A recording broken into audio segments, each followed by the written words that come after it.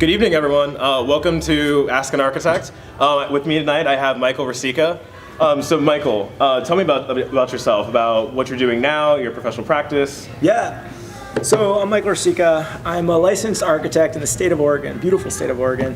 I graduated New York Institute of Technology in 2007 with a B.Arch degree. And so I moved out, the first thing I did right after school is I moved out to the West Coast. I felt like there was more to the world than living in New York, and I just wanted to, the idea of moving across the country and starting a whole new career in a new city just really appealed to me at that time. So I moved to the West Coast and got a job in a small firm. I've worked in small firms my whole life, and I started studying for the architect exam. I ended up transitioning from my small firm I ended up getting a job working for the city of Portland, Oregon as a project manager. So I went from being the architect rather than being the architect, I went from being the owner. And so I was like hiring architects, engineers, and contractors to do projects for me. Got my license as an architect. When I got my license, I felt like I was really, as soon as I had it in hand, I felt like there was a lot of bad advice. I felt like I went on this crazy wild goose chase to get this thing. A lot of what people told me just wasn't true. I felt like there was a lot of support that got me all the way to graduation, and then all that disappeared, and then all of a sudden I was a licensed architect and the AIA was there with open arms and there was this huge community. But where was the support between graduation and being licensed? And I was like really frustrated with that. And so right after my exams were over, I needed something creative to work on, because studying for the architect exam is all about following rules, reading books. It's not creative work at all. It's about thinking inside the box. And so I needed like some kind of creative expression. And so I started a blog, youngarchitect.com. And I just started writing. I said, I want to start a blog for young architects, people that are in architecture school, that are just working in the profession, people studying for the exams. And so let me just see how this thing goes. And so every time I wrote about the architect exam, I just got a really big response. And so I just kept writing about it. And so in some ways, like I kind of built Young Architect off the backbone of studying for the AIAS. And I just kept writing about it, and the whole thing just took off like a rocket. And within a year, I ended up putting out a book. I said, I'm sick of writing about the architect exam. Let me just write a book about it. Let me just get it out of my system, and I don't want to talk about it anymore. So I put out a book called How to Pass the Architect Exam. And then from there, people wanted to hire me. They kept reaching out to me like, Mike, I want to hire you. I want you to coach me while I'm studying for these exams. And I said, no, I don't want to do that. And the problem with these tests is everyone's working on the same exact thing and no one's talking to each other. And so a couple weeks later, I came back. I said, you know what? Let's treat it like a design studio. The same way we went through design studio in school, where there's a schedule, a program, there's milestones. Everyone's got their own thing going on, but there's a lot we can learn from each other. And let's use that format and study for the architect exam in the group. So I started this program, the AIAS Boot Camp.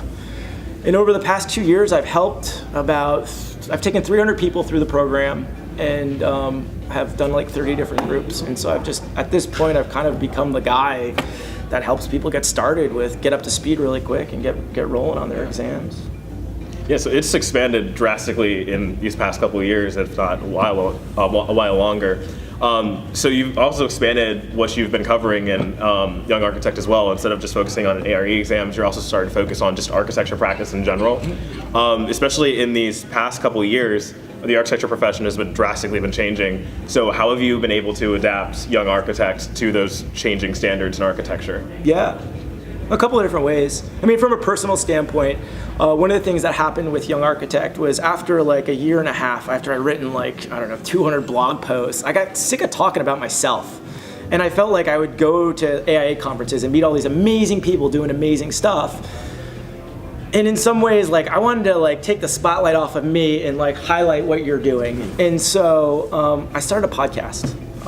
In some ways, I started the Young Architect podcast to really let me use my platform and put you on it to exemplify what you're doing. And so I've been using that to kind of, on a personal level, to kind of change gears with Young Architect and kind of move and shift and adjust. But as far as the profession goes, what's happening now with the architecture profession is all these baby boomers, all the old people retiring. And there's, it's the perfect time to retire. Things are good, and I think when the next recession hits, there's going to be a lot more people retiring, and there's a lot of young people. And so this happened with me in my career. It was like when I got that job with the city of Portland, I was in a position of power a lot faster than I ever thought I would be. I was now spending millions of dollars on architecture rather than trying to make money with it. And so I think learning, and as far as challenges go, I think it's learning from all those old people before they leave. You know, they got a lot of knowledge, and it's learning from them on their terms. You know, one of the challenges I think for recent graduates is you guys don't have any experience. And experience is, in my opinion, way more important in the moment with making money. I mean, we all go to great architecture schools, but where you go to school doesn't matter as much. It's really about what you can do in this moment. And so, in my opinion and my advice for everyone, excuse me, is that, you know, I want to say studying for the architect exam, one of the best things you could do coming right out of school. Studying for these tests, it gives you an education in practicing architecture, and that's not what you get in architecture school. The purpose of architecture school is to help you get an entry-level job in an architecture firm. It teaches you about design, history, theory. It gives you a safe space to take risks and be creative. It's not about the complexities of putting a building together in our modern-day complicated world. And so studying for these exams, even if you don't have much experience, I think is an amazing way to get up to speed more quickly. For me personally, that education I got studying for the exams made me more money, made me more valuable, helped me move my career along long before I finished all my exams and got my license. And so, you know, getting that education in project delivery, professional practice, and taking that really seriously and focusing on that right after school, I think will help you get ahead a lot faster. Absolutely. So if you could go back and tell yourself one thing before you graduated, what would you tell yourself? Or after you graduated? I feel like everything happens for a purpose and a reason. You know, I worked in a lot of bad jobs. I worked for some weird employers, but I think like it all kind of comes together. You know, I was telling someone recently who had a really bad office experience with one of their last employers. It's like those moments, those bad experiences, it really kind of helps solidify what we're looking for and what's important to you.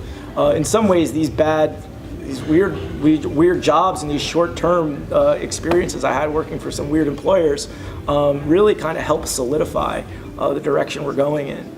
And so, you know, I feel like as I look at my career, as crazy as it sounds, you know, I practiced for about 10 years before I kind of stepped away and focused on Young Architect full time. All of these skills, I mean, they train us to be generalists, and I feel like I use my architecture education every single day, whether it's putting together a blog post, a podcast, building a website, doing all these things. We can use this stuff to kind of advance our careers. And I didn't really know that when I was graduating, you know. So moving on a bit, you also do have a quite interesting background in bicycling. Yeah. So can you tell me a little bit about what's so unique about what you do in that? Yeah. So when I was in architecture school, when I first started school, I did a bike ride from Boston to New York City. Actually back up even further. I started school at Boston Architecture Center. I'd sit on a train every day for like an hour and a half, be in the subways. It was awful. And one day I like, let me get a bike. And then I started biking all over Boston, and then I rode from Boston to New York City. And then I found out about all these people that are cycling across America and journaling about it. And so I got like addicted to that, and I like obsessed over it for a long time. And so while I was in architecture school, my fourth year, I did a bike ride from Norfolk, Virginia, all the way to Florence, Oregon, coast to coast. I journaled, I blogged the whole thing. And then after architecture school was over, I was gonna do a through hike on the Appalachian Trail for 6 months and hike from Georgia to Maine. But my best friend from school said to me, he said, hey, if you wanna cycle across country again, I'd totally do another trip with you. So I did a second trip from Bar Harbor, Maine, all the way to Portland, Oregon. And then I didn't go back to the East Coast. I kind of made it a one-way trip, and I lived out there for 10 years. And then 2016, I went to the AIA conference in Philadelphia. My friends picked me up. We went down in Virginia, and I rode that trail again back to Oregon. So I biked cross country 3 times, and cycling is outside of architecture. Like, cycling's kind of become my life. It's my obsession. I feel like cycling's helped me understand architecture, like kind of moving through spaces. Cycling through New York City is like my favorite thing in the world. Just riding a bike like a maniac through all these different spaces and seeing the structures. So. Yeah, I think for most of us as well, like we all have those spaces, whether those are in cities or in forests, that kind of inspire us, and those do carry into our work. Have you found like any spaces in particular have heavily influenced your work that you found when you were biking? Yeah, well, when I lived in Portland for 10 years, I would come back to New York, and for like a wedding or whatever was going on, I used to call it family maintenance, because it wasn't really a vacation. It was like checking in and seeing the mom and all the stuff. But one space that I always visited almost on every trip back to New York was at the Metropolitan Museum of Art in New York City, the American Wing. I would always go to that American Wing and just sit there in the little cafe and sketch and just write in my journal, and like, I don't know, it's kind of like my happy place in a way. So for me, Metropolitan Museum of Art. So in addition to your cross-country travels, you also do have a following pretty much regardless of where you go. So can you tell me a little bit about that following and the fan base that you've kind of established with Young Architect? Well, kind of what happened was Cycling Across America was really my first blog. And so I would read these journals about people, and so I said, when I do this, I'm gonna blog the whole thing. And so that was really my first introduction, and that was when I realized, like, I love to write. I almost didn't graduate high school because I couldn't pass a standardized test in writing. And for some reason, like blogging, it just like flows out of me. And so in some ways with Young Architect, that's kind of how I just kind of translated that into talking about architecture. As far as the following goes, I feel like I'm really aggressive on social media. I'll just be blatantly honest. And so I've used Facebook, Twitter, and Instagram to kind of pull in people and kind of push them in and get them to my website. One of the challenges with blogging, I always say Young Architect is probably 20% writing and actually creating the content, and it's 80% holding people's hands saying, oh, you're studying for the architect exam? Come read this article I wrote about the test you're studying for. And so I've been very aggressive and like diligent about doing that, with bringing the traffic and getting people to visit the site. So as far as numbers go, I think I've if you add up all the followers, likers, email subscribers, it's probably close to 200,000. It's probably like 175,000 for Young Architect. With the bike touring stuff, I have a huge bike touring account on Instagram. It's bike touring 999, and so I do most of my bike cycling stuff through Instagram. I keep Young Architect and my cycling world, my life separate, because the architects get sick of seeing pictures of bikes all the time. So so that's my Instagram account. But yeah. In addition, is there any particular post that just blew up that basically was like the post for you with Young Architect? Yeah, one post I wrote, it's crazy as it sounds, I never thought it would get as popular as it did. I wrote it while I was on an airplane going to Nicaragua. I literally just typed it all out on my phone. It's called, Dear Future Young Architects, Please Quit Screwing Around.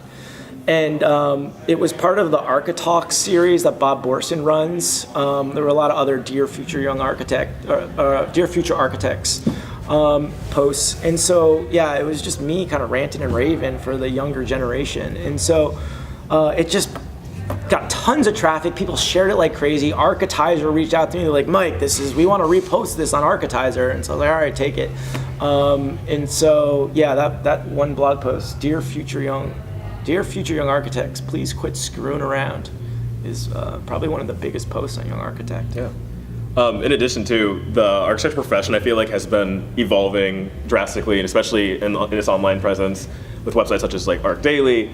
Architects are really starting to focus a lot more on online content. So now that you have more architects and more architecture students and young professionals online, how have you adapted your website to kind of adapt to that change? Yeah, I think I've always been like tuned in, and I don't think I think In some ways, growing your network.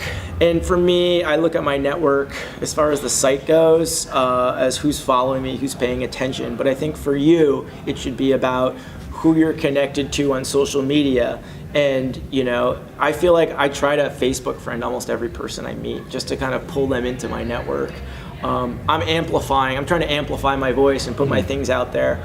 I think for you guys, you know, letting people know and posting on social media that you're an architect, pictures of you drawing, telling people 100 times what you do for a living is kind of how it sinks in. And, you know, that's where the phone call comes from. Mike, I know a friend who's doing a project, they need an architect. I see you posting pictures of stuff on social media all the time.